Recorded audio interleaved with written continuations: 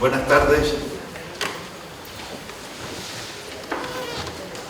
Este es un acto extraordinario de la Real Academia de Bellas Artes de San Telmo.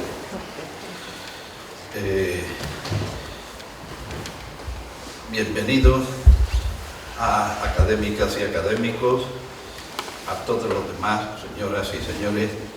Debo excusar la asistencia del señor alcalde, que me ha pedido que expresamente así lo manifieste a ustedes por imposibilidad material de acompañarnos. Doy la palabra al señor secretario para que nos lea el particular del acta relativa a la elección del nuevo académico. José Infante Martos, como académico secretario de la Real Academia de Bellas Artes de San Telmo, certificó que en las actas de la Junta General Extraordinaria celebrada en el Salón de Actos del Palacio de la Aduana, Museo de Málaga, el jueves día 25 de marzo de 2021, bajo la presidencia de don José Manuel Cámara de Luna, se procedió a la votación para el nombramiento como académico correspondiente en Madrid de don Alfredo Alvar Ezquerra, presentada por los numerarios doña Rosario Camacho, doña Mario Enreder y don Carlos Tefer. Se procede a la votación a mano alzada, resultando elegido por unanimidad, lo que como secretario firmo y rubrico hoy día 23 de marzo de 2022. Muchas gracias, señor secretario. Y ahora ruego a los académicos proponentes, doña Rosario, doña Mario y don Carlos, que por favor acudan a recibir al nuevo académico, y a todos ustedes les ruego también que nos pongamos en pie para recibirlo como profesor.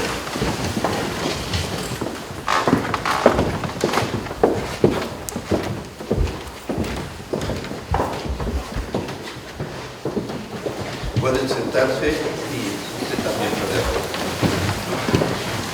Muchas gracias.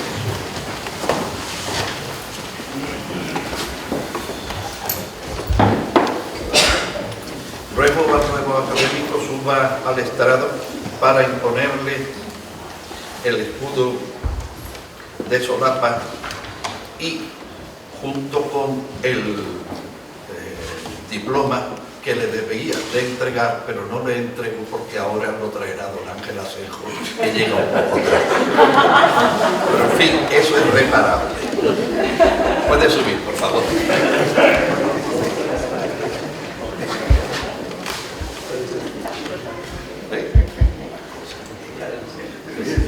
Oye, me encaja perfecto. Bueno, enhorabuena.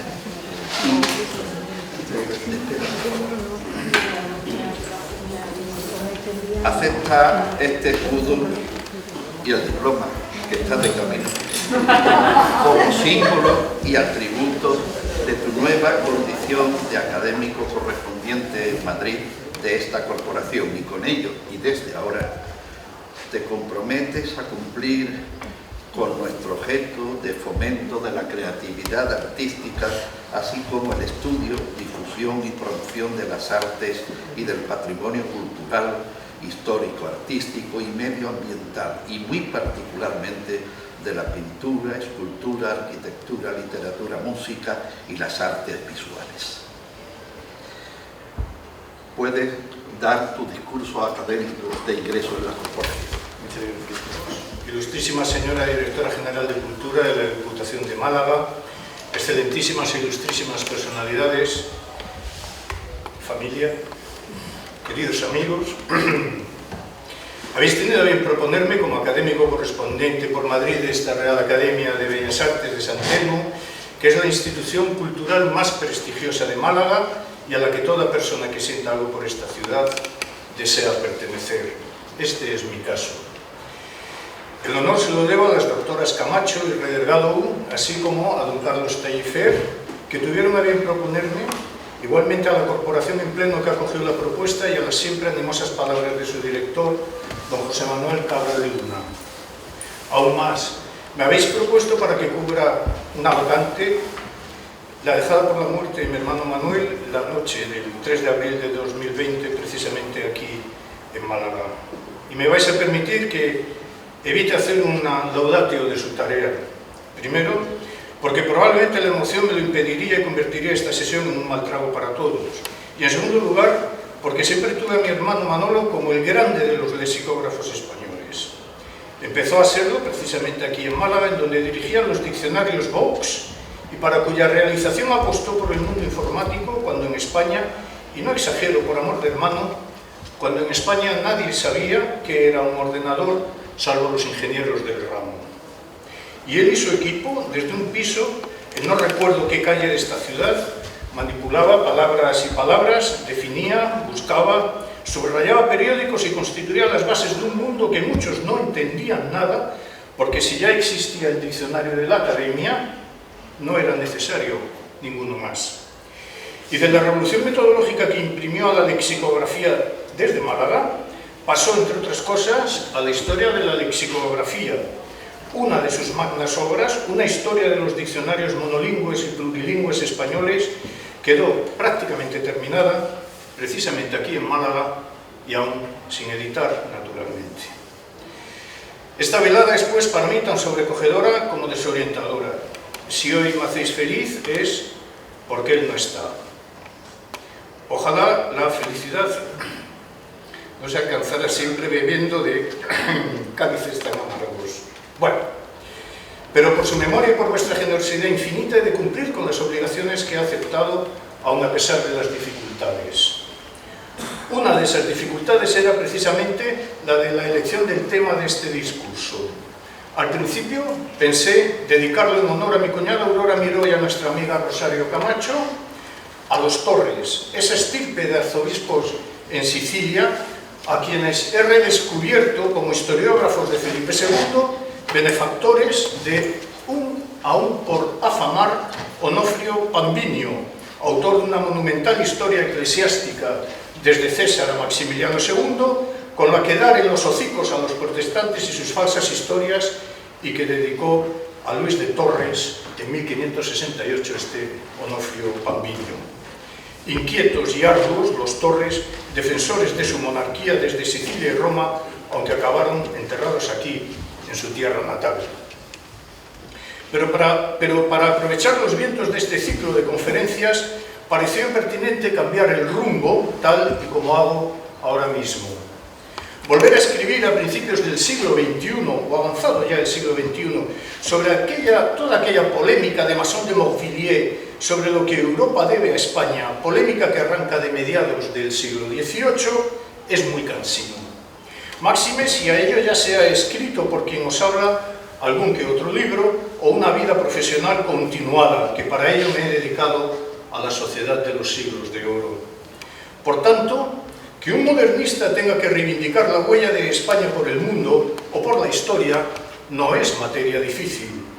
Para cuantos tengan dudas de la grandeza de su tronco cultural de pertenencia, que se acerquen a las costas de Guinea, en donde lo único que existe como patrimonio mundial de la humanidad o de la UNESCO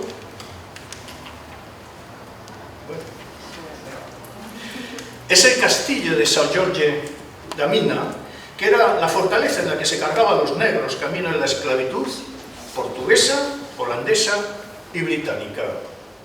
Al tiempo que aquella factoría de la bellaquería humana existía, e incluso antes, frailes, teólogos y juristas españoles se plantearon con toda naturalidad todo lo inherente a la dignidad del ser humano, o a que todos tenemos alma e inteligencia, y no sé cuántas cosas más de aquellas leyes de Burgos de 1513, de aquella escuela de Salamanca, de toda esa abundantísima producción bibliográfica del Corpus Hispanorum de Paque y tantas cosas más.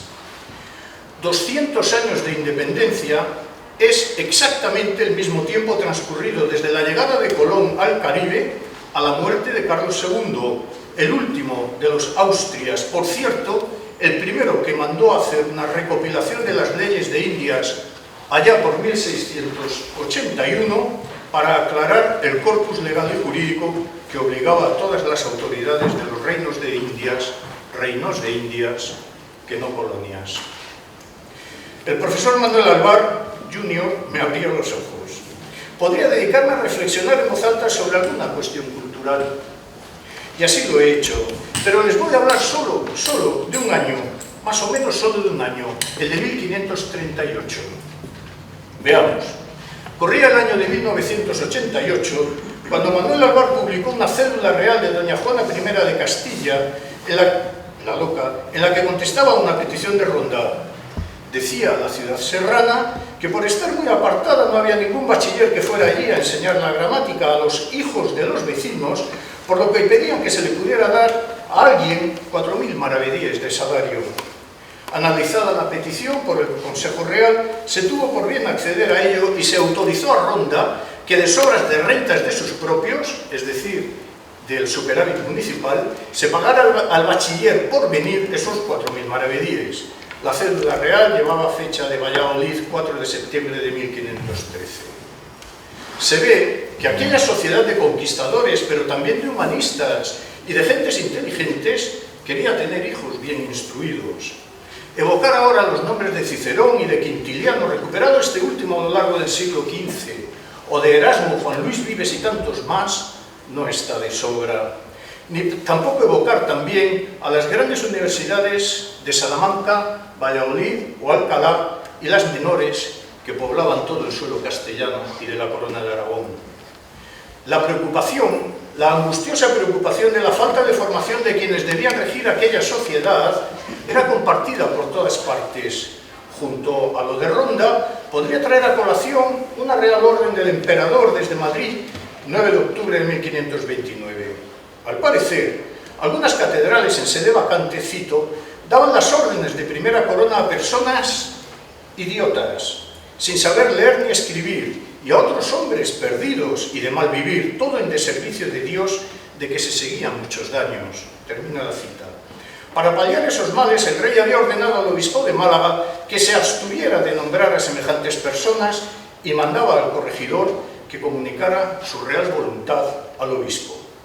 A su vez, por razones de mis propias investigaciones, me interesaba sobremanera lo que estaba ocurriendo en Málaga hacia 1535, como bien han podido sufrir doña Rosario Barrio Nuevo y doña Susana Rodríguez Tembleque en estos últimos años.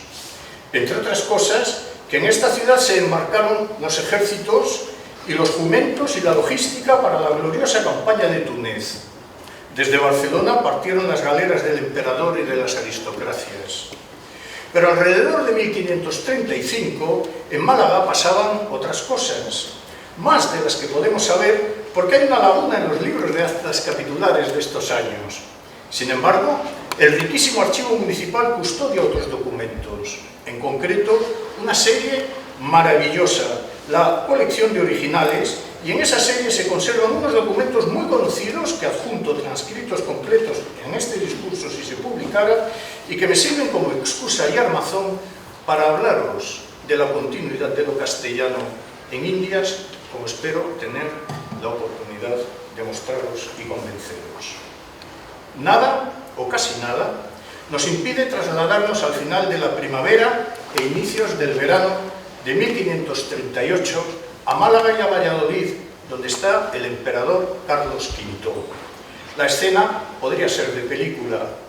El 19 de junio de ese año, don Carlos, que por la divina clemencia era emperador semper Augusto, y doña Juana su madre, y el mismo don Carlos, por la gracia de Dios, rey de Castilla y demás, porque así se encabezaban todas las cédulas reales, el emperador, la reina de Castilla y el rey de Castilla, ordenaron al corregidor de la ciudad de Málaga, don Fernando de Bazán, que por cuanto un tal Juan Sánchez Bejarano, jurado de Málaga, y en nombre de ella, cito, nos hizo relación diciendo que a causa de no haber en esta dicha ciudad estudio de gramática tan conveniente como sería razón, esa dicha ciudad y vecinos de ella, en especial los clérigos, padecen gran trabajo y las cosas del culto divino no eran tan servidas como sería razón, y a los vecinos de esa dicha ciudad se les seguían muchas costas y gastos en enviar a sus hijos a estudiar fuera de la dicha ciudad.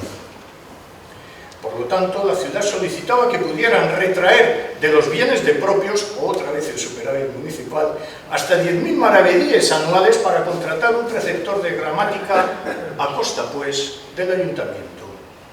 Había dotada otra cátedra de gramática que probablemente, de momento no lo desvelo, dependía de la catedral, pero que no se sabía con qué cantidad estaba financiada. Por tanto, la ciudad pedía que con lo uno y lo otro, cito, se proveyese la dicha cátedra conforme a justicia a la persona más hábil. La petición de Málaga de 1538 fue estudiada por los miembros del Real Consejo de Castilla, quienes instaron al rey que debíamos mandar esta nuestra carta para vos en la dicha razón, y nos tuvímoslo por bien, como se estaba haciendo en ese momento.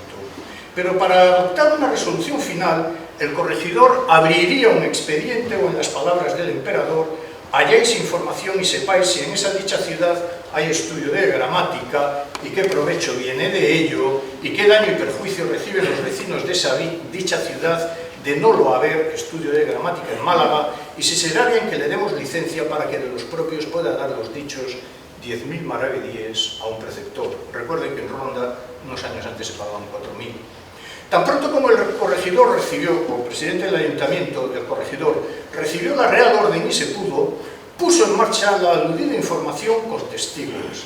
Las declaraciones empezaron a tomarse el 23 de octubre de 1538 ante el alcalde mayor, el licenciado Francisco de Molina y el escribano municipal Juan de Baena. El primero en prestar declaración fue el procurador de causas y vecino de Málaga, Diego de Castro, que acudía ante la comisión con un poder de la ciudad que exhibió formalmente, etcétera, etcétera. Hechas las primeras pesquisas, se acudió, como mandaba el rey, a la catedral a preguntar si se molestaría a la Santa Iglesia de Málaga en que hubiera una escuela o se diera esta financiación extraordinaria a una escuela, como ya había la escuela de la catedral, y que se unieran la escuela municipal y una escuela de la catedral con buen sueldo para la dotación del maestro. En fin, el primero que le puso en aquel interrogatorio fue el licenciado Diego de Valencia, vecino de Málaga, que empezó a responder a las preguntas de la provisión real que se nos va desvelando ahora mismo. Este Diego de Valencia no tenía pelos en la lengua, y aunque la declaración es un poco larga, empieza, como ven, se puede leer fácilmente en el párrafo de abajo, no tenía pelos en la lengua y dijo lo siguiente. Dijo que sabe que en esta ciudad ha habido y hay estudio de gramática porque es iglesia catedral y cabeza de obispado, más que a causa que los preceptores de gramática que ha habido y hay se han puesto por amistad o ruegos o por poco salario, ha habido y hay falta de tal preceptor de gramática y lógica como conviene y convenía haber en esta ciudad, y que a causa de no haber tal preceptor ha habido y hay mucho defecto y daño y perjuicio en los hijos de los vecinos para ser adoctrinados y enseñados, así para letrados como para haber en esta iglesia e iglesias de la ciudad y su obispado clérigos doctos. Y continúa la declaración haciendo alusión al conocimiento de la ciencia para el ejercicio de sacerdotes como para ser encaminados a oficios dignos vinculados con las letras. Por todo lo cual, este individuo estaba muy a favor de la dotación de los 10.000 maravedíes de propios de la ciudad, más los maravedíes que hubiere con provisión de la catedral. Además, el preceptor de la gramática sería recibido, propone Diego de Valencia, por oposición de personas, preceptores doctos y hábiles y suficientes, y que se eligiese el más idóneo, y no que se diese por favor o negociación de amistad o por otra vía de parcialidad la plaza de preceptor. El segundo en declarar fue el bachiller Alonso de Villanueva, también vecino de Málaga. Declaró que había estudio, que si no lo hubiere se seguirían muchos daños y que la catedral colaboraba de rentas del diezmo con, cito, una fanega de pan de cada pila de todo el obispado, etcétera, etcétera. Por lo que creía que, aumentando la dotación de la catedral a la escuela, convocando la plaza por oposición y recibiendo el dinero de propios de la ciudad, se podría encontrar, cito, persona suficiente para ello. Tras las 8 declaraciones, que no voy a sintetizar más, el alcalde mayor elevó sus conclusiones, que nos las podemos imaginar. Parece ser muy necesario el preceptor de gramática en esta ciudad que sea hábil y suficiente para adoctrinar y enseñar la gramática y la poesía a los hijos de vecinos de esta ciudad y su tierra y otras personas, lo cual no hay al presente. Nadie había hablado hasta ahora de poesía, pero el alcalde mayor, que era letrado por alguna universidad, no tuvo inconveniente en implorar que a los niños de Málaga, allá por 1539, se les enseñara poesía. Y siguió con su argumento, cito, «Ni hay persona que se quiera encargar del dicho oficio de preceptor de gramática por ser muy poco el salario que se le da de la cátedra de la iglesia de esta ciudad, y si de los propios de esta ciudad se le diesen 10.000 maravedíes juntamente con lo que está dotado por parte de la catedral, habría personas hábiles y suficientes para ello». Concluye la cita, afirmo, era evidente que a los maestros hay que pagarles bien. El alcalde mayor proponía al rey que, cito, mande que la dicha cátedra se provea poniendo edictos para que vengan a oponerse personas que merezcan la dicha cátedra, para que se dé y provea al más hábil y suficiente de los opositores. Este era el punto de vista del licenciado Molina, alcalde mayor de Málaga, en aquel año de 1538. Insisto, que vengan a oponerse personas que merezcan la dicha cátedra para que se dé y provea al más hábil y suficiente de los opositores. Poco tardó en llegar la proposición de Málaga al rey, que desde Toledo y a 10 de diciembre del año 38 otorgó licencia a la ciudad de Málaga para que de sus propios se pudieran dar esos 10.000 maravedíes. Nos tuvimoslo por bien, por lo cual os damos licencia y facultad. La mencionada provisión real se leyó ante el cabildo de la ciudad el 10 de enero de 1539. Podemos deducir, pues, que, aunque desde la Reconquista fuera obligatorio que dependiendo de la catedral hubiera un estudio de primeras letras, a partir de 1539, ese estudio en Málaga estuvo mejor dotado y sus preceptores convocados por oposición. La falta de libros de acuerdos municipales de estos años nos impiden saber algo más.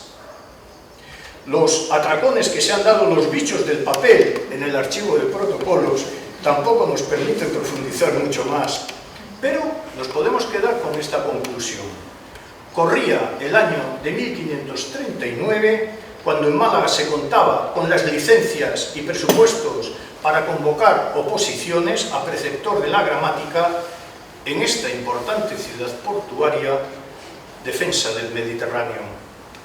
Con el respeto debido a los trabajos de López Beltrán, Soto Artuñero y sobre todo Redergado, voy a dejar en suspenso estas cosas de la educación de primeras letras en Málaga durante los primeros años del siglo XVI. En no pocas ocasiones se afirma, o se querría que esa fuera la verdad de las cosas, que de la península a Indias solo partió lo peor de lo peor. Y de esta manera, desde la cristiandad se violaron todos los usos y costumbres del buen salvaje americano. Si hubo partido lo peor de lo peor, poco dice, desde luego, de la capacidad de organización de las sociedades amerindias. Desde luego que el mundo criollo, y más aún desde la independencia, necesitó fraguarse una imagen del otro que justificara su propia historia nacional.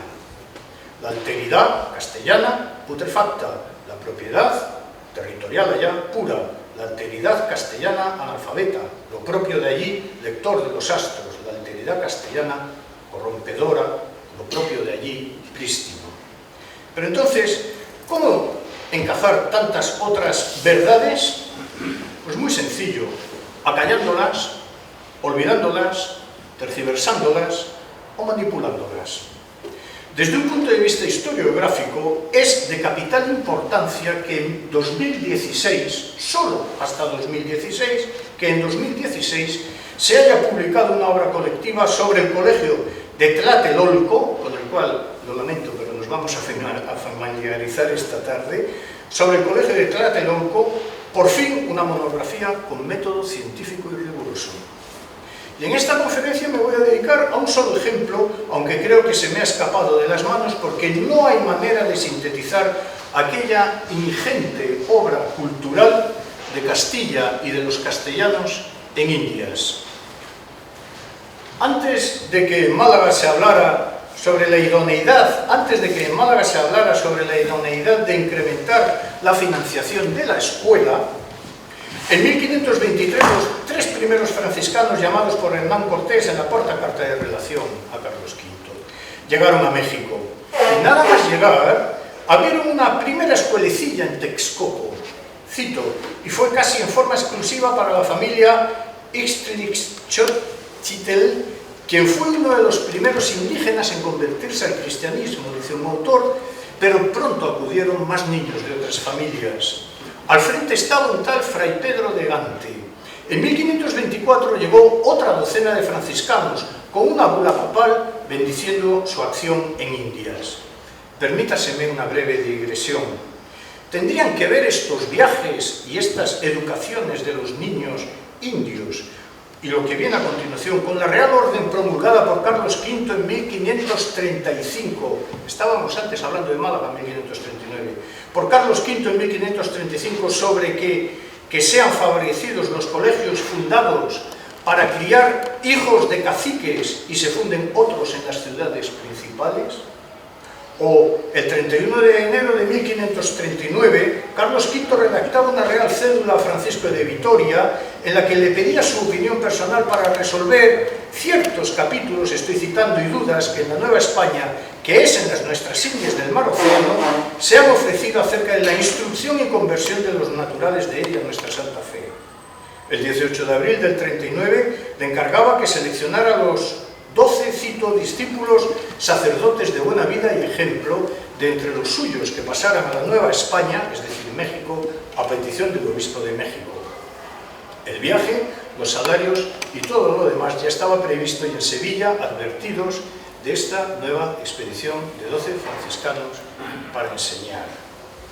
Desde Madrid, a 31 de marzo de 1541, se solicitaba de nuevo el parecer a Francisco de Vitoria, y esta vez era porque, según, cito, Fray Bartolomé de las Casas nos ha hecho relación, que conviene y es necesario que se prohíba y defienda que ninguno bautice en aquellas partes a indio, ni negro, ni otro infiel adulto, hasta que, conforme a la Sagrada Escritura y doctrina de los santos y a la costumbre de la Universal Iglesia, sean en la fe católica adoctrinados tanto tiempo cuanto suficientemente hubieren menester para ser dignos de recibir el santo bautismo y sacramento.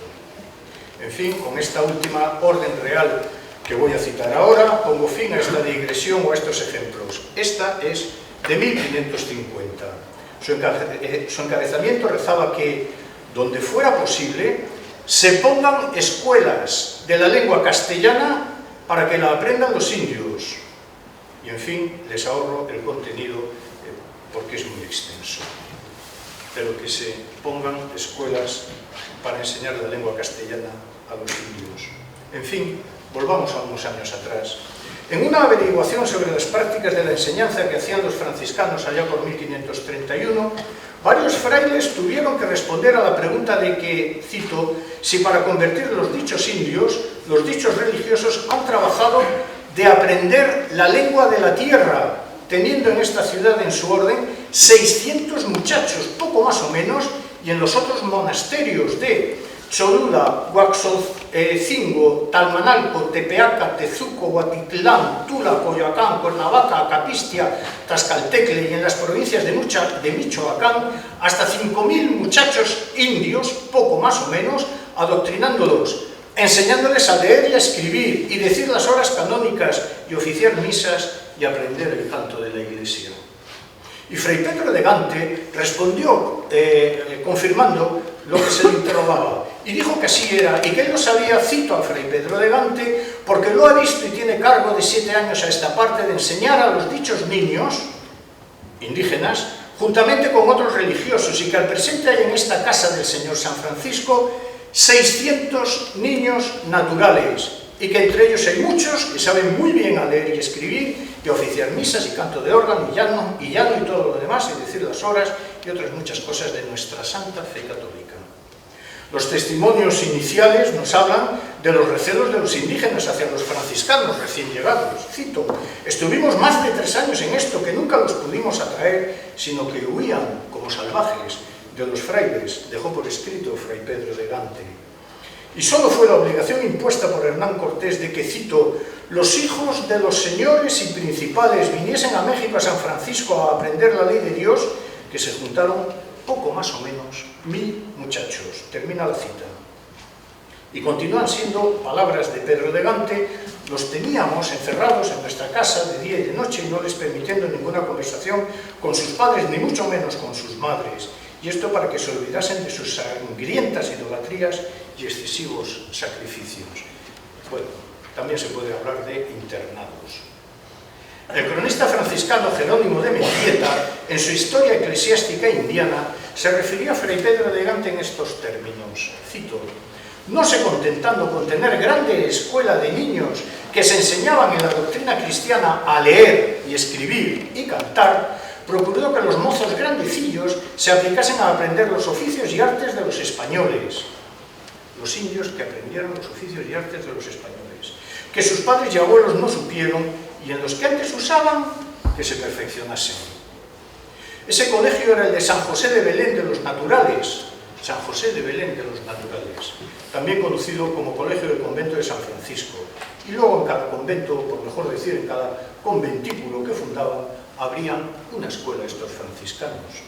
Y precisamente, como se le quedara estrecha la educación que daba a aquellos niños y mozos grandecillos, Fray Pedro de Gante se lanzó a fundar un centro de enseñanza superior.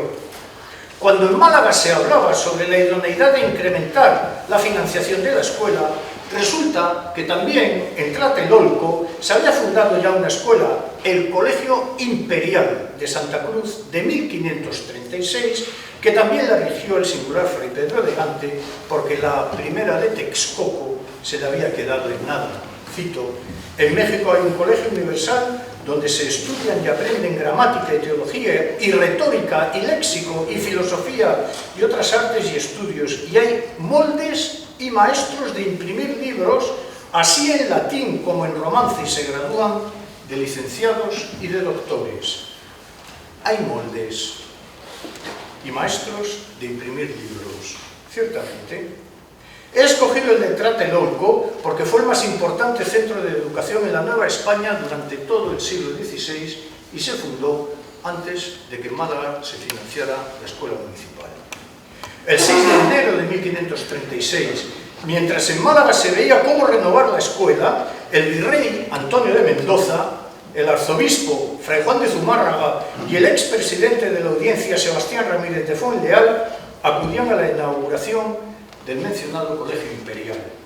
¿Y quiénes eran este virrey o el arzobispo presentes en aquella inauguración? El primer virrey de la Nueva España desde 1535 fue don Antonio de Mendoza, que fundó además el Colegio de San Juan de Letrán para mestizos en 1537 y en el año 37 el de Santiago. Y por fin, aunque fue trasladado al Perú para poner orden también en aquel virreinato, no pudo haber hecho su sueño realidad de la fundación en 1551 de la Real y Pontificia Universidad de México, el mismo año que se fundó la Real y Pontificia Universidad de San Marcos de Lima, sobre un estudio general que existía ya desde 1548, siendo después de la Real y Pontificia Universidad de Santo Tomás de Aquino de Santo Domingo de 1538, las tres primeras que se abrieron en América. Los cierres de universidades a finales del siglo XVIII y sobre todo a lo largo de los años 30 del siglo XIX deben tener alguna interpretación histórica. Las universidades americanas se fundaron implantándose los estatutos de las universidades de Salamanca y de Alcalá de Henares porque se tenía fe en que profesores y alumnos podían dar los mismos resultados que en el resto de la cristiandad, esto es, de Europa. Por otro lado, la figura del obispo de México, Fray Juan de Zumárraga, que vivió entre 1475 y 1548, debe ser tenida en cuenta. No solo llevó maestras a la Nueva España en 1534, antes de que se fundara el Colegio de Málaga, para que enseñaran doctrina cristiana a las Indias, sino que además fundó el primer colegio para niños indios, como estamos viendo en Tlatelolco en el año 36, otro colegio para niños de españoles en Michoacán, el de San Nicolás del 40, y un colegio para niños españoles e indios, el de San Juan de Letrán del año 47. Además, cuando fue a México por vez primera en 1528, se llevó su biblioteca personal de más de 500 volúmenes para ponerlo al servicio de la educación y gracias a su obstinación, Carlos V le dio licencia para gastar el 20% de los ingresos de la Catedral de México durante 3 años para seguir financiando su biblioteca, justo antes de zarpar para Indias. Contrató a un bibliotecario, se fueron a México ambos. Se gastaron más de 100.000 maravedíes en libros de la imprenta de Juan Kronberger en Sevilla y quedaron sentadas las bases de la primera gran biblioteca de la Nueva España. La fascinante historia, por ejemplo, también de Juan Kronberger y sus delegados en Indias, ya la trató en su día en 1991 Griffin. En 1539, Juan Kronberger lanzó su primer libro impreso al otro lado del Atlántico, en 1539, el breve y más compendiosa doctrina cristiana en lengua mexicana y castellana, libro bilingüe. México 1539, como digo, y el propio obispo publicó varios libros de doctrina y animó a que se hiciera lo propio en náhuatl. Es verdad que no vamos a promover un proceso de beatificación de este singular fraile, pero tampoco se le puede tener por un martillo de indios. Naturalmente fue implacable contra toda idolatría indígena, procediendo a su destrucción en público, como correspondía a un erasmista. Los maestros a los que se encomendó la formación de aquellos niños eran precisamente componentes de la sociedad de los ladrones, de los analfabetos, de los ágrafos y de los pícaros que emigraron a Indias. El latín lo explicó en español el francés Fray Hernando de Basacho, pero luego se hizo cargo de la enseñanza de latinidad y también a leer y a escribir un tal ni más ni menos que Fray Bernardino de Sahagún, y con él Fray Andrés de Olmos, autor de un tratado de hechicerías y sortilegios.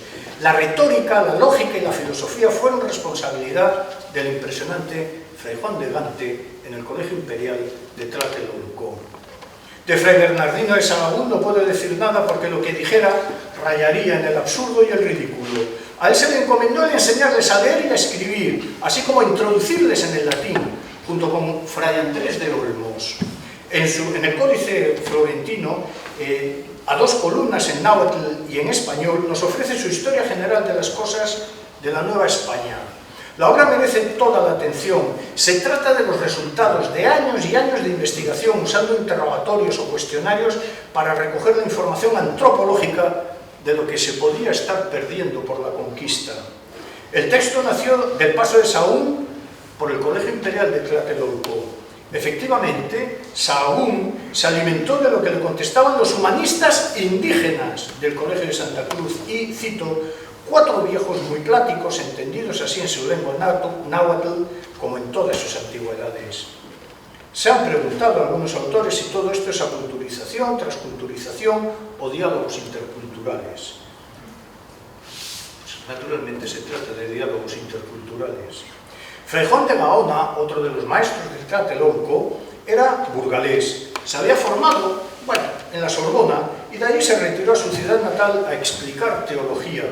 Mas como la corte imperial residiera en Valladolid, la orden franciscana le mandó a Valladolid a predicar y a enseñar.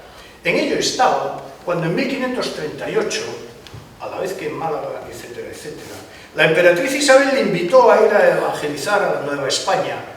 Como así lo hizo este Fray Juan de Gaona, autor de varias piezas teatrales en náhuatl para que las representaran los niños de Tlatelolco. Esto lo estudiaron un autor francés, Baudot. Poco antes de iniciar el viaje firmó un acuerdo con el convento franciscano de Valladolid por el cual se dejaba aquí en la península en depósito temporal, claro, hasta que se murió, sus ejemplares de San Agustín en 7 tomos, su San Juan Crisóstomo en 5 en folio, las obras de San Jerónimo en 3 volúmenes, las de San Bernardo, así como una Biblia en hebreo, un diccionario en hebreo y, cito al escribano, al desdichado escribano, que no especifica más, algunos libros más. Pero de ese depósito cabe destacarse que dejó también en la península las obras de Platón, en un tomo en folio, y las anotaciones de Erasmo de Rotterdam. Así que un franciscano que partía para las Indias dejaba, como ven, un analfabeto, claro, dejaba parte de su biblioteca en la península, dejaba aquí las obras de San Agustín, la Biblia y el diccionario en hebreo, y dejaba a Platón y a Erasmo. ¿Por qué? Y sobre todo, ¿por qué hacer públicas estas lecturas que empezaban a ser incómodas? Algo pasó por la mente de aquel teólogo franciscano que, según cuenta Mendieta, al llegar a India se dedicó a aprender la lengua mexicana olvidándose, cito, por 10 años de los libros y de los estudios graves. Y fruto de este sacrificio lingüístico, fruto de esta inmersión para predicar el Evangelio en la lengua de los indígenas, fueron sus coloquios en la pantalla, en fin, no he encontrado reproducción mejor, los coloquios de la paz y de la tranquilidad cristiana en lengua mexicana, publicados en México por Pedro de Ocharte en 1582. En este colegio imperial de Santa Cruz de Tlatelolco vivían en internado, como hemos visto, los hijos de nobles indígenas de entre 10 a 12 años, 2 o 3 cito de cada cabecera o pueblo principal, para que todos participasen de este beneficio. El virrey fundador, Mendoza, Antonio Mendoza, aspiraba a que en ese colegio, cito, se recogieran hasta 80 indios, muchachos traídos de los pueblos principales de la Nueva España, 80 indios muchachos, a los cuales se les enseñase gramática y otras ciencias, conforme a su capacidad, con intento que estos indios, continuó citando a Mendieta en 1560, con intento de que estos indios, sabiendo latinidad y entendiendo los misterios de la Sagrada Escritura, se arraigasen en la fe más de veras y confirmasen en ella a los otros que no sabían tanto y ayudasen a los religiosos que no entendían bien la lengua, interpretando al pueblo en ella lo que les dijesen. Es decir, en el colegio imperial se instruía a los hijos de la nobleza indígena. Para apoyar la educación disponía de la mayor biblioteca del virreinato de la Nueva España y en ese colegio imperial se impartían enseñanzas de filología y de historia. Y según fueron pasando los años y según se fueron incrementando las necesidades, se enseñó más y más. Los franciscanos iban a la Nueva España a enseñarles a la usanza de la cristiandad, esto es de Europa y del Evangelio. Pero esos niños, a su vez, retroalimentaron el sistema educativo, cooperaron con los frailes para que estos aprendieran las lenguas amerindias o para que fueran capaces de transliterar el náhuatl a caracteres ahora latinos. Y también participaron como intérpretes en juicios y en la administración en general, como vamos a ver.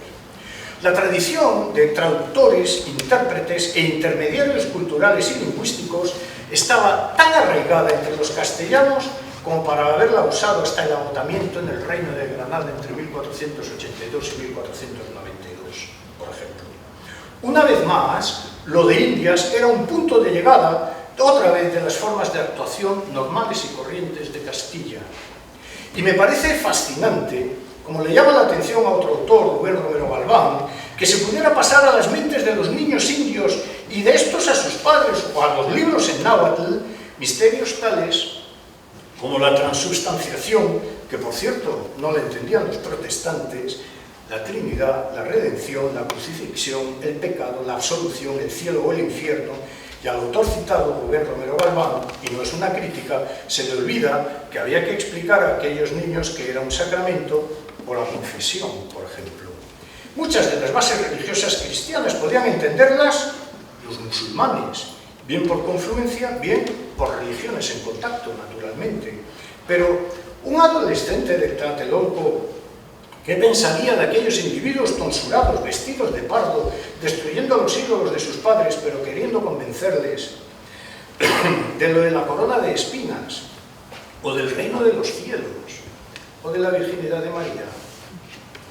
Sobre la divinidad cristiana, explicada a los indios en Tlatelolco, ya ha tratado Francisco Morales, así que lo dejo, no sin antes referirme a que Dios, el Dios cristiano, se les ofrecía a los niños indios como sus verdaderos dioses, dioses que gobiernan, que dan la vida y que son los dueños. Esto no es teología en absoluto, esto es persuasión.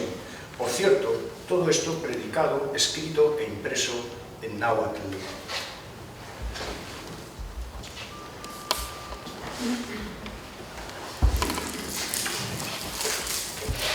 No sé por qué me da la sensación de que no todo fue evangelización, espadazos, inquisición y destrucción de ídolos. El diálogo cultural entre frailes e indios se me antoja como una de las construcciones culturales más importantes que ha habido en la historia de la humanidad, sin exagerar. Y lo dejó por escrito Mendieta. Pedro de Gante, estoy citándole, compuso en náhuatl una doctrina que anda impresa, bien copiosa y larga, y ese libro fue el primero publicado en Nueva España. Por cierto, la primera gramática latina publicada en el Nuevo Mundo lo fue en 1559, una gramática latina publicada en el Nuevo Mundo en 1559, por Fray Alonso de la Vera Cruz, y es la Grammatica Maturini, de Gilberto Maturino, que compilaba enseñanzas filológicas de Nebrija, Erasmo y Juan Luis Vives. Es verdad que Fray Pedro de Gante fue ducho en enseñar la doctrina por medio de pictogramas. No, el anterior, por favor. No, pues se me ha colado, da igual, sigamos. La doctrina por medio de pictogramas, y más aún aprendió correctamente el náhuatl para hablar y predicar a los indígenas. Como acaba de escribir Roner, una autora norteamericana, cito: frailes y estudiantes tradujeron materiales doctrinales, diseñaron gramáticas náhuatl y diccionarios y compusieron obras descriptivas sobre las tradiciones precolombinas que aún hoy poseen un valor inconmensurable para el estudio de la historia mesoamericana. Y esto sin referirnos a los cronistas de Indias. Entre otras obras, que son muchísimas más, en 1559 hubo un diccionario bilingüe tarasca-castellano de Fray Matutino Gilberti, en el 78 un vocabulario castellano-apoteca de Frejón de Córdoba, y en el año 93 uno de la lengua castellana y mixteca de Francisco de Alvarado, pero son decenas de obras más, bilingües o multilingües. Dejo al margen, digo, las gramáticas u otros glosarios de palabras que no se editaron, y esto es fascinante, porque eran solo materiales de trabajo, fichas de estos frailes, y que milagrosamente aún se conservan. En cualquier caso, al parecer, todos se inspiraron en Indias, en Nebrija, y en Castilla, en Nebrija también, tanto para hacer diccionarios como para hacer gramáticas. Ya lo había propuesto así Manuel Álvar López en 1992, en un trabajo tan sugestivo como claro era su título, cito: Nebrija y tres gramáticas de lenguas americanas, náhuatl, quechua y chibcha. Manuel Álvar, padre, hizo la edición de una gramática chibcha de 1611.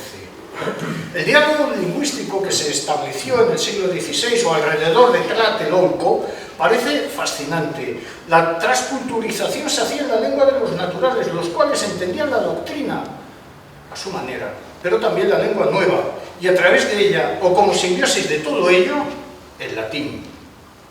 Ese múltiple aprendizaje lingüístico era ponderado por carta ante el mismísimo Papa Paulo III por el obispo de México, ni más ni menos que en 1530.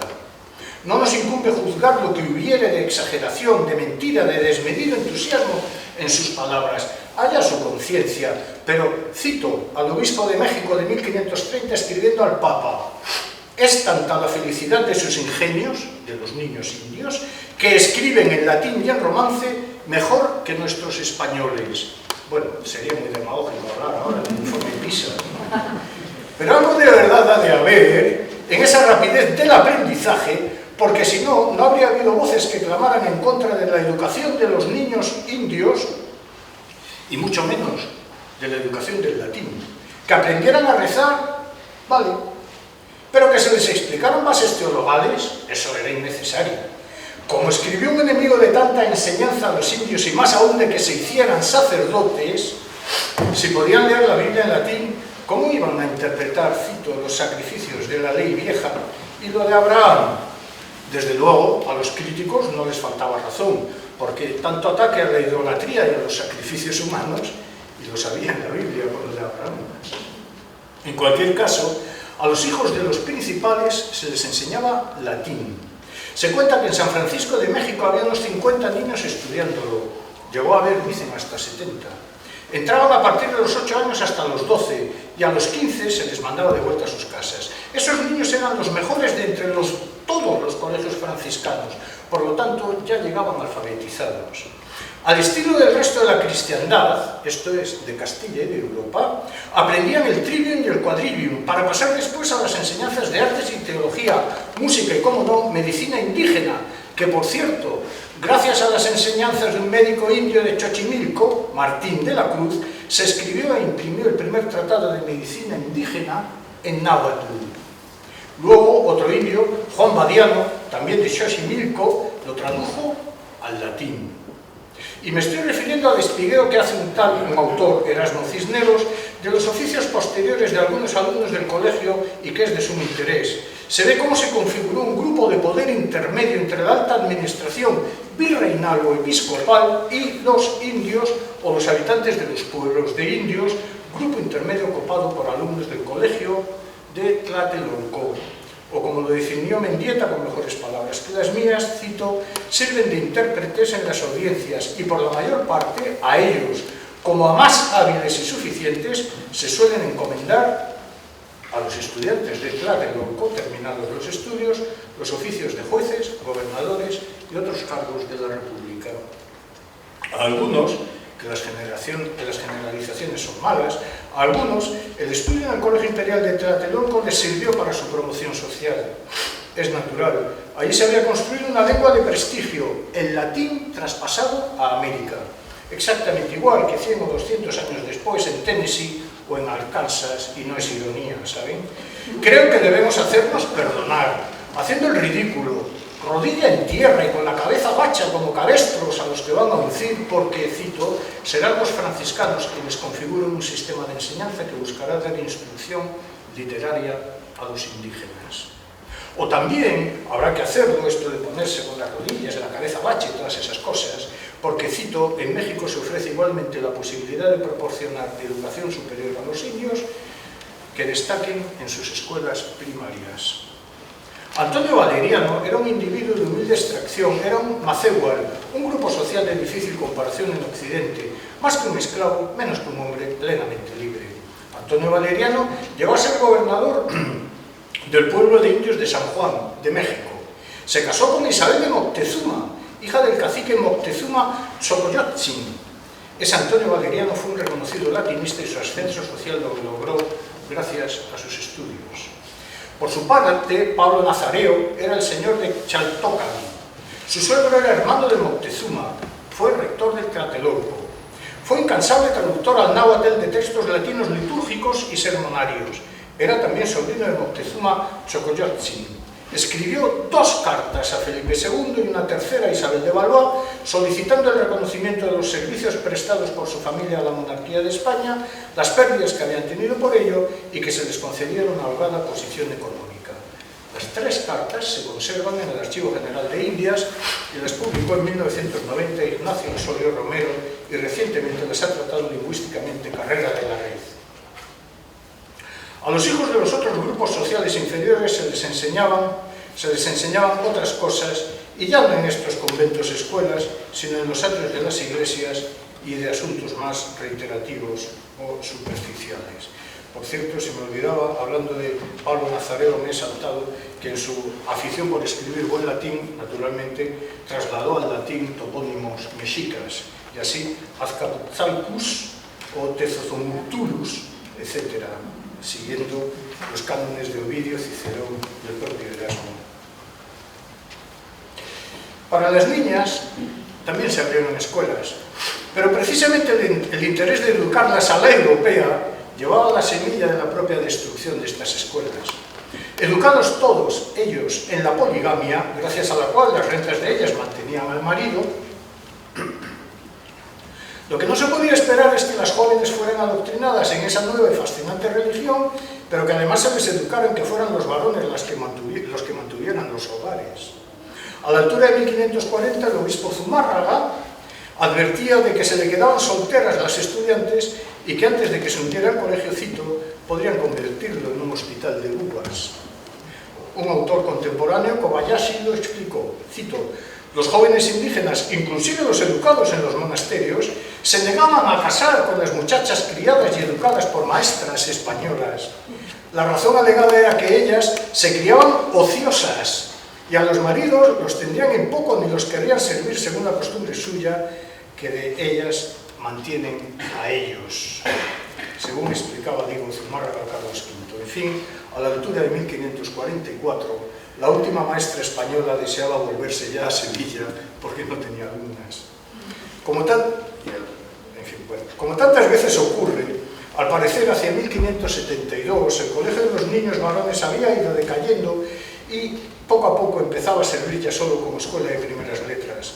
¿Acaso fuera porque hubiera nuevos centros o no solo por su decadencia intrínseca, aunque no debemos perder de vista que a los indígenas acaso les resultara chocante el cosmos cultural en el que deberían integrarse para entender la teología, o que desde luego las voces contrarias a la educación no cesaron nunca, la decepción de ver que los indios no eran propensos al sacerdocio, o el propio envejecimiento del obispo Zumárraga y con ello el de las fuerzas de todos sus afanes. Permítaseme una segunda digresión. Según Ángela Rodríguez Cruz, autora de una tesis doctoral ya clásica salmántica DOCET y dedicada a la exportación de Salamanca a Indias, en el Nuevo Mundo, estoy citando a la autora, la universidad fue vehículo de movilidad social y estuvo abierta a todas las clases, y esto ocurrió en los primeros siglos XVI y XVII. O también, dice la autora, las universidades hispanoamericanas por lo general estuvieron abiertas a todos, a los peninsulares como a los criollos, como también a los indios, por cuanto las autoridades del Nuevo Mundo consideraban al indio capaz de recibir una enseñanza superior como los europeos, y así sucesivamente. La fiebre por fundar universidades en España y en Castilla fue impresionante desde los reyes católicos hasta Carlos II, por ejemplo. Siguiendo el recuento de Luis Rodríguez San Pedro Bezares, antes de 1475 se habían fundado 9 universidades en España, pero entre 1475 y 1600, 21. Luego, entre 1600 y 1700, solo 5, y entre 1700 y 1800, 2. En algún sitio, por otra parte, he leído que antes de 1640 se habían fundado 14 universidades, desde el Caribe a Argentina, sin dejar los Andes. En otro sitio veo estos 19 nombres, ciudades y fechas, y perdónenme que les abrume, pero creo que es necesario para comprender lo que pretendo decir. San Marcos de Lima en el 51, la Real y Pontificia de México en el 51, la Real Pontificia de Santo Tomás de Santo Domingo en el 58, la Real Pontificia de Borjón en Santo Domingo en el 58, la Real Pontificia de Santo Tomás de Bogotá en el 80, la de San Fulgencio de Quito en el año 3, 1603, la Pontificia de San Ildefonso en 1608, la Universidad de Córdoba en el 21, la Pontificia de Santo Tomás de Santiago de Chile en el 22, perdónenme, no voy a seguir, ¿verdad? Se cuenta que unos colonos fundaron un sitio para leer Biblias en Harvard, en 1636. Despertó inconmensurable interés entre los emigrados ingleses. Había un maestro y 9 alumnos. Al parecer, el primer edificio para tan prestigiosa universidad data de 1643. En 1736 se dieron los primeros estudios de medicina en la futura Universidad de Pensilvania, que se empezó a titular así, Universidad de Pensilvania, en inglés, en 1779. En España y América ya se habían fundado, crecido y disuelto unas cuantas universidades, sobre todo a raíz, esto de la disolución de universidades, a raíz de la expulsión de los jesuitas. Lo que ocurrió en el siglo XIX, de tantas cosas, pero desde luego en las universidades también, durante el siglo XIX en las Américas Central y del Sur, tras las independencias, será cosa de los países independientes, no es culpa de España. El Colegio Imperial de Tlatelolco puso de manifiesto la capacidad de aprender de los indios, que 2 o 3 décadas antes nadie creería en ella, pues eran tan simples como salvajes, y que esa capacidad de aprender era cosa solo de los europeos.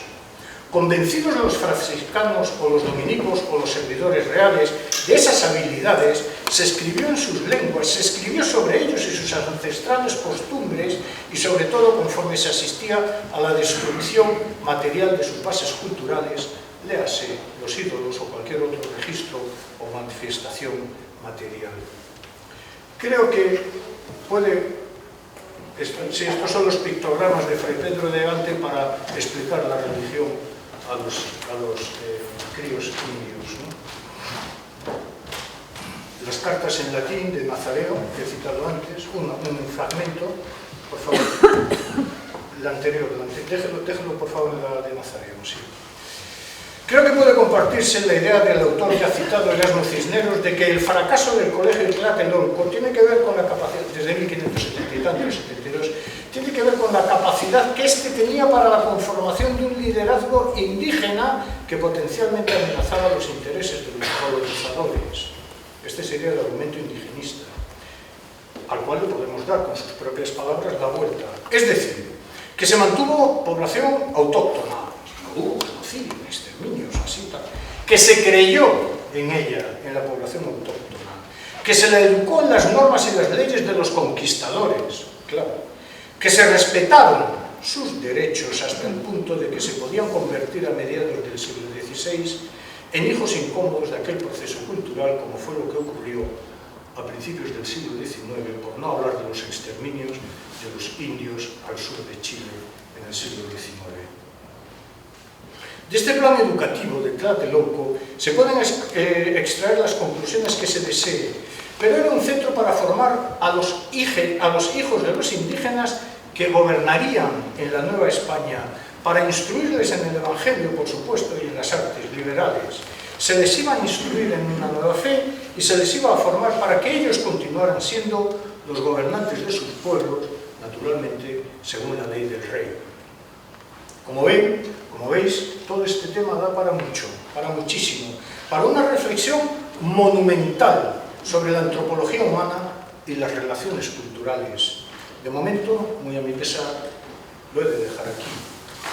Tal vez debiera haber hecho mención, por favor, a que la primera ortografía española que se publicó en México la publicó Mateo Alemán, el de Guzmán de Alfarache, en 1609, o que, y creo que este es un dato emocionante, no se ve bien, pero creo que me creen, solo en 1605, sabemos que de la primera parte del Quijote, ahí hay unas marcas que ponen Don Quijote de la Mancha y Don Quijote de la Mancha en el otro documento, estos son registros de cargas de libros en barcos camino de México, o de la Nueva España, por favor.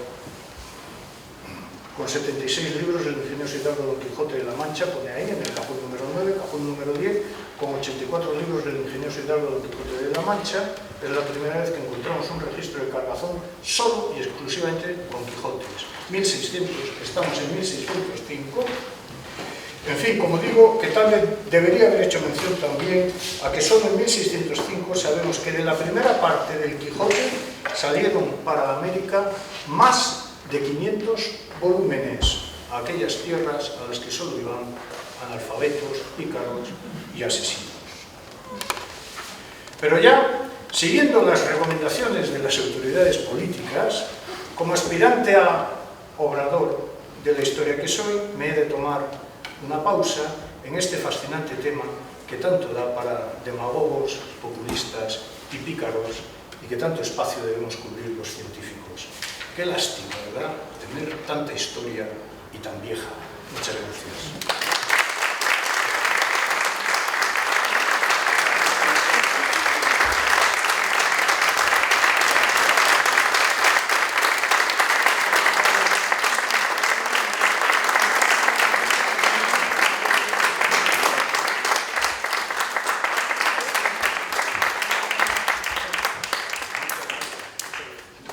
Es para mí un gran honor y responsabilidad presentar al ilustrísimo profesor Dr. Don Alfredo Álvarez Guerra, con el motivo de su ingreso como académico correspondiente de nuestra corporación en la capital de España, en Madrid.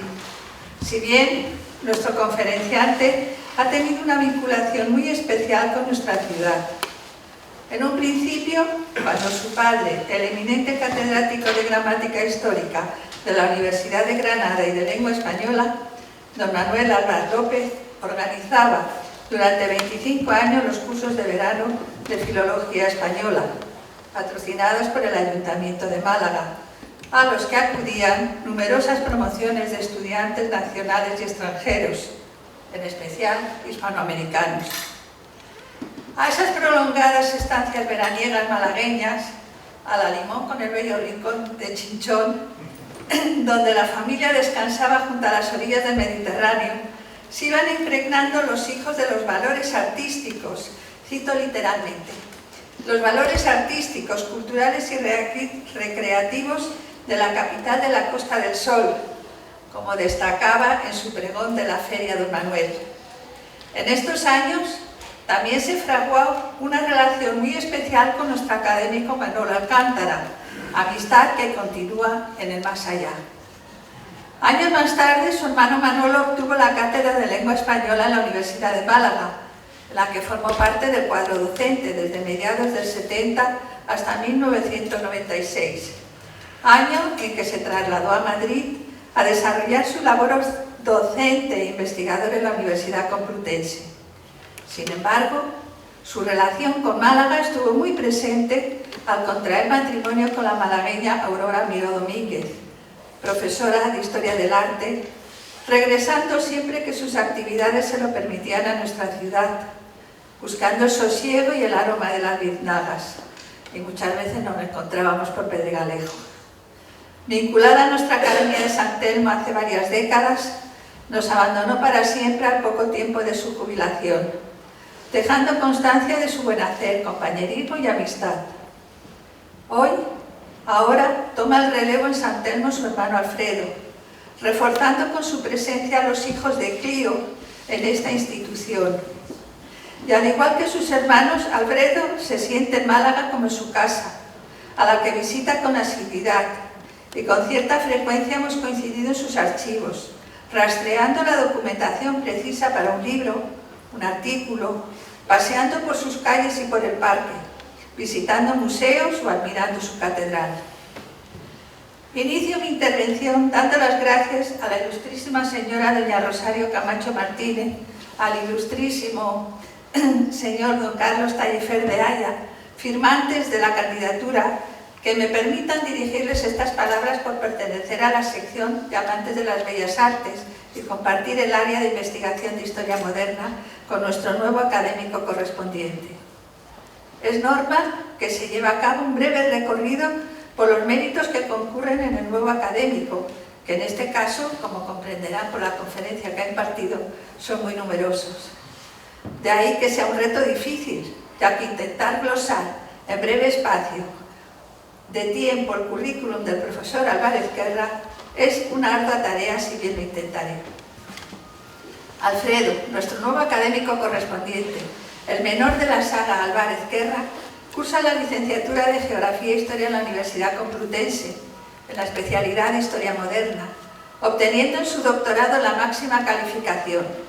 Se incorpora como becario, colaborador y profesor en el Departamento de Historia Moderna de la Facultad de Geografía e Historia hasta el año 2003, en que obtiene la titulación de investigador científico del área de Historia Moderna de España, en el Departamento de Historia Moderna y Contemporánea del Instituto de Historia del Centro de Ciencias Humanas y Sociales del Consejo Superior de Investigaciones Científicas, y ahí es donde te conocí, en la calle Medinaceli. En 2006 detenta el título de profesor de investigación de la citada institución, actividad académica que combina con la codirección de doctorado de Humanidades de la Universidad Francisco de Vitoria. Formado en teorías de la funcionalidad, estructuración, jerarquización y modos de culturización de la sociedad y del poder, la mayor parte de su investigación se concentra en la Edad Moderna de España, basada en la investigación de documentación original, es decir, inédita, custodiada en los archivos y bibliotecas de España y del extranjero. Como resultado de esa formación, ha coordinado, bien como investigador principal o como responsable, más de una veintena de proyectos de investigación de I+D del Plan Nacional y del CSIC, el Consejo Superior de Investigaciones Científicas. En estos predominan los que abordan el reinado de Felipe II y el establecimiento de la Corte en Madrid y sus consecuencias, 1561-1606, desde un punto de vista económico y social. Posteriormente abordó la época de Cervantes o la escritura del recuerdo en primera persona, diarios, memorias y correspondencia de reyes, embajadores y cronistas, desde los siglos XVI al XVIII, del XVI al XVIII. Ahora bien, su investigación ha rebasado las fronteras peninsulares recorriendo centros de investigación europeas, en el Reino Unido, en Francia, Austria, Suiza, o bien americanos, como en los Estados Unidos y en el Ecuador, e incluso en África, en la Universidad de Managua. Y en muchas de estas universidades ha impartido docencia, en especial en la Sorbona, Rouen, Viena, Klagenfurt, La Managua, Quito, etc. Y ahora, por videoconferencia, su magisterio se extiende a otros foros académicos, gracias a esa oportunidad. En octubre de 2021 participó en la mesa redonda que siguió la presentación de la obra coordinada de la historia en tiempos de pandemia. Eso nos suena porque también aquí en la Academia se hizo una publicación sobre ese periodo que tanto nos influyó. No es de extrañar que pronto fuera designado como director del grupo de investigación en el CSIC, Humanismo y Siglo de Oro, una historia social, vocal del patronato y miembro de la Comisión Permanente del Archivo General de Simancas, desde noviembre del 2015. Asimismo, en el terreno de la innovación metodológica, se ha incorporado a las últimas líneas de trabajo de las Digital Humanities. De ahí su coordinación de páginas web o el diseño de exposiciones clásicas para que puedan ser manejadas desde Internet. Ejemplo, este que veis aquí, Cervantes en los archivos del Estado. O materiales de trabajo y presentaciones hechas en colaboración con el Ministerio de Educación y Cultura y el Google Cultural Institute. Para el profesor Alvar era preciso dar a conocer su intensa labor investigadora, por lo que ha participado en ciclos de conferencias, congresos, simposios, mesas redondas y un largo etcétera.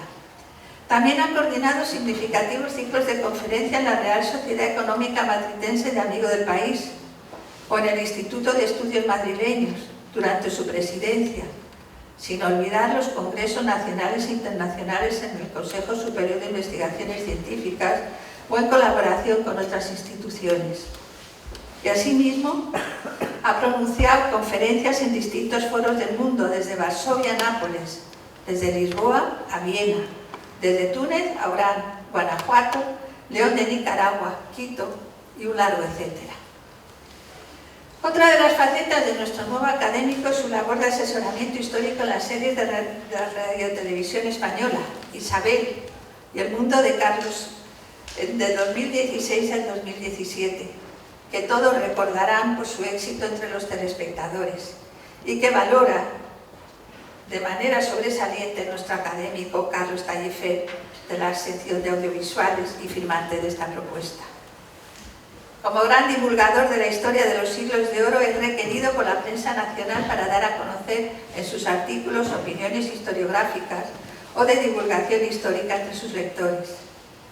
En estos mismos años, previos a la pandemia, fue comisario de la exposición que veis aquí, Cervantes en los archivos estatales, organizados por el Ministerio de Cultura, tanto visual por internet como físicamente. Además, es el coordinador científico de varios proyectos de Google, como ya indicaba antes, pero sobre todo del Instituto sobre Cervantes, a los que se puede acceder también por las páginas web. Entre sus numerosas publicaciones voy a destacar unos cuantos libros que dan idea de su ingente producción, y de los artículos ni los voy a citar porque si no, hoy no cenábamos. Entre ellos destaca El Duque de Lerma, Corrupción y Desmoralización en la España del siglo XVII, La emperatriz Isabel y Carlos, Amor y Gobierno en la Corte Española del Renacimiento, o, como nos ha ilustrado aquí, Un maestro en tiempos de Felipe II, Juan López de Hoyos y la enseñanza humanista del siglo XVI.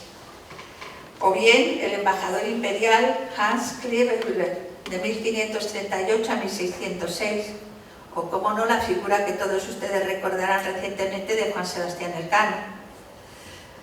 Citar, por ejemplo, el de Carlos V, Carolus Invictissimus, o Isabel la Católica en su colección Mujeres en la Historia. Con otros 11 autores, ya indiqué antes, pues contribuyó a la historia en tiempos de pandemia. Y entre los últimos está Espejos de príncipes y avisos o princesas, la educación palaciega en la Casa de Austria. Y es que la educación es uno de sus temas elegidos. Entre las biografías, aparte de la que ya hemos citado, de Isabel la Católica, pues está Una reina vencedora, una mujer derrotada, y Cervantes, Genio y Libertad. Por último, para no extenderme demasiado, señalar que ha sido condecorado con la encomienda de Isabel la Católica en el año 2015, entre otras distinciones, además del Premio Villa de Madrid Ortega y Gasset de Ensayo y Humanidades. Hoy, como hemos visto, nos ha deleitado con su conferencia titulada De la península india, la continuidad de las formas de educación, un tema que, como todos ustedes han visto, candente en la actualidad en sus dos vertientes.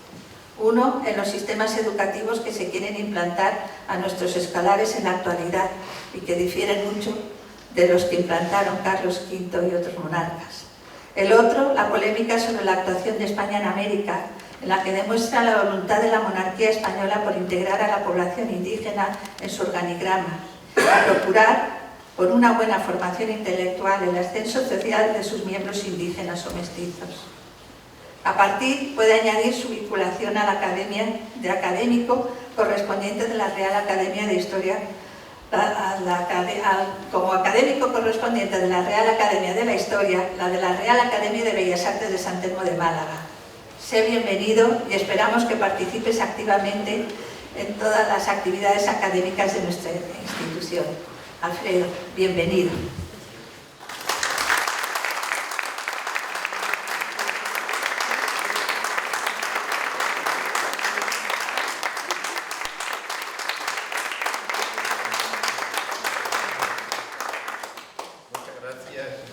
Doña Marion Reder por su extraordinaria santa fe. Quiero darles las gracias a todos por acompañarnos en este acto, pero antes quisiera decir que, bueno, ya tenemos aquí el diploma, te lo llevas, ¿eh? Pues, ahora. Les decía que muchas gracias a todos por acompañarnos. Hoy, aunque solo fuera por esta conferencia, se justifica por qué nuestra academia ha hecho el ciclo, está realizando el ciclo que está realizando. Es una verdadera pena, es dramático que España no se sienta absolutamente orgullosa, muchas veces, como corresponde, de su pasado, de su historia y de su actuación en América.